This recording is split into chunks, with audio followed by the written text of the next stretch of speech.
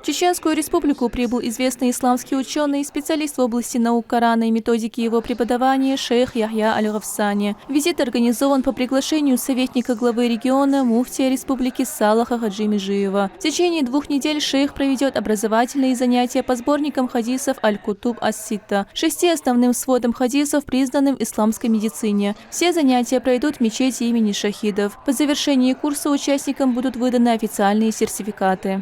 بسم الله الرحمن الرحيم. Именем Аллаха Милосердного. Приветствует Аллах мбарак طيب. Это благословенное собрание. Это очень особое собрание с хадисами пророка Мухаммада саллаллаху алейхи ва саллям. Впервые это здесь, в этой мечети, в этой стране, в Чеченской республике проводятся вот такие курсы.